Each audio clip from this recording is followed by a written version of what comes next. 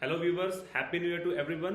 नए साल की बहुत सारी शुभकामनाएं और हम लोग वापस आ चुके हैं हमारे एक नए वीडियो के साथ, जहां पे हम लोग डिस्कस करेंगे how you can plan out your 2026 in terms of personal finance. अगर आप सब अर्न करते हो, थोड़ा बहुत सेव कर लेते हो, कभी कभी इन्वेस्ट भी कर लेते हो, लेकिन फिर भी आपके पास एक सरप्लस अमाउंट ऑफ वेल्थ नहीं बन पा रहा है, तो ये वीडियो परफेक्टली आपके लिए है।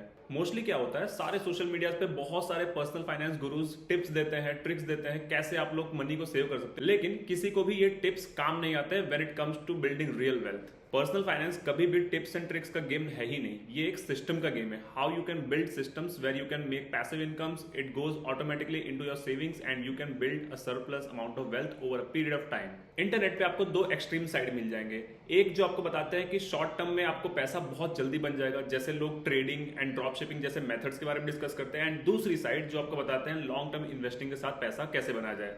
For example real estate, gold and stock, SIPs and mutual fund. सच बताऊं तो रियलिटी बहुत ज्यादा बोरिंग है, लेकिन बोरिंग चीजें ही पैसा बना के देती हैं। आज के वीडियो में मैं आपको एक realistic, simple and practical blueprint बताऊंगा पर्सनल फाइनेंस के लिए, जो आपको 2026 में इंडियन इकोनॉमी में बीट करने के लिए हेल्प करेगा for all the benchmarks available in markets. Video में आगे बढ़ने से पहले हम लोग ये डिस्कस कर लेते हैं ये वीडियो है किसके लिए।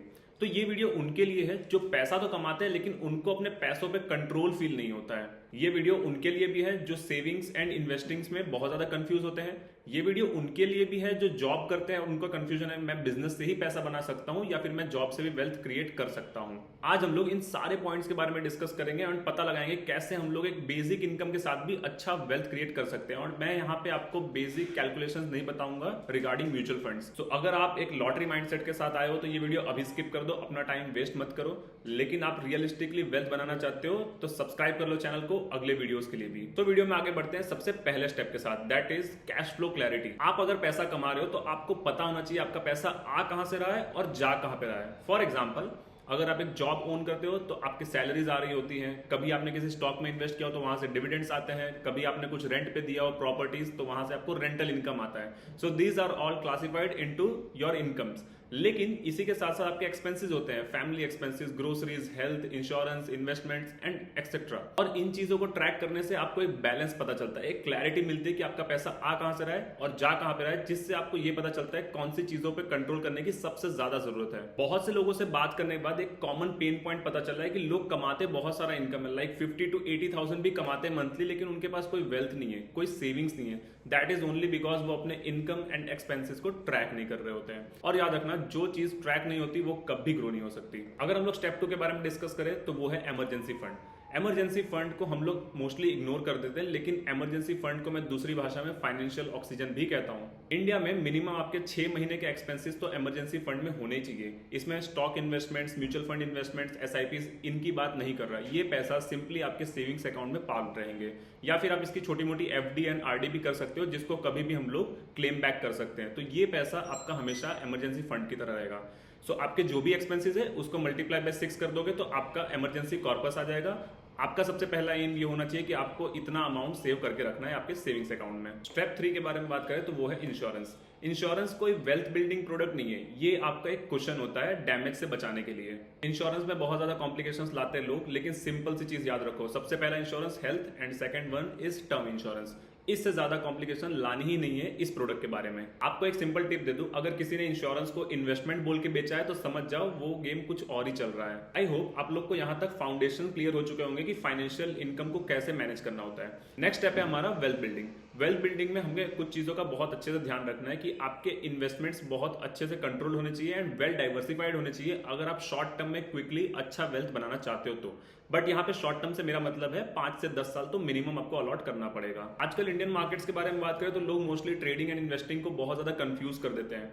लोग पहले ट्रेडिंग से स्टार्ट करते हैं, पैसा लॉस करते हैं, फिर बोलते हैं कि इन्वेस्टिंग भी रिस्की है, स्टॉक मार्केट ही पूरा रिस्की है। मैं ये चीज पिछले 6 साल से कर रहा हूँ, जहां पे मैं ट्रेडिंग एंड इन्वेस्टिंग दोनों में एक्टिवली पार्टिसिपेट करता आया हूँ। शुरुआत में लॉसेस के बाद मुझे ये क्लैरिटी मिला कि investing is the base that gives you cushion for taking trading risk. अगर हम लोग नेक्स्ट पॉइंट के बारे में डिस्कस करें तो वो है SIP and long term wealth creation. SIP को लोग जल्दी इसलिए छोड़ देते हैं क्योंकि उसमें स्लो रिजल्ट दिखता है, बट आपको ये चीज हमेशा याद रखना है कि वेल्थ क्रिएशन हमेशा स्लो होता है बट श्योरली होता है। अगर आप SIPs पे डिपेंडेड हो तो इतना याद रखना, SIPs are totally the game of consistency. लोग ये सोचते हैं मैं ज्यादा पैसे इन्वेस्ट करूंगा तो मेरा वेल्थ जल्दी बनेगा, but that is not the reality. आप कंसिस्टेंटली कितने ज्यादा टाइम तक इन्वेस्ट करते हो इस पे डिपेंड करता है आपका वेल्थ कितना अच्छा और कितनी जल्दी बन सकता है। आज के वीडियो का लास्ट टॉपिक जो हम लोग डिस्कस करना चाहते हैं वो है एसेट एलोकेशन। लोग जनरली टिप्स के ऊपर या फिर कहीं से भी सुन के किसी भी रिस्की एसेट में अपना पैसा डालते हैं, लॉस करने के बाद बोलते हैं कि स्टॉक मार्केट गैम्बलिंग है, but that should not be your reality.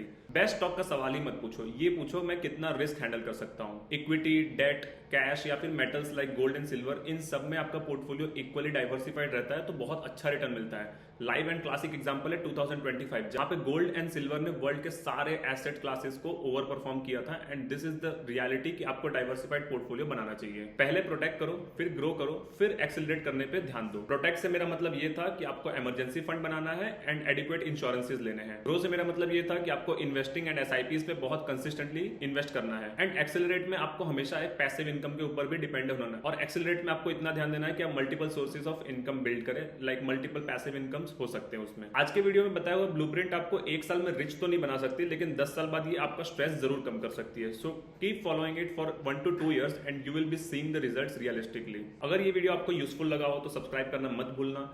अगले वीडियोस में हम लोग डिस्कस करेंगे कैसे ट्रेडिंग एंड इन्वेस्टिंग के साथ हम लोग एक पैसिव इनकम बिल्ड कर सकते हैं and multiple things related to finance.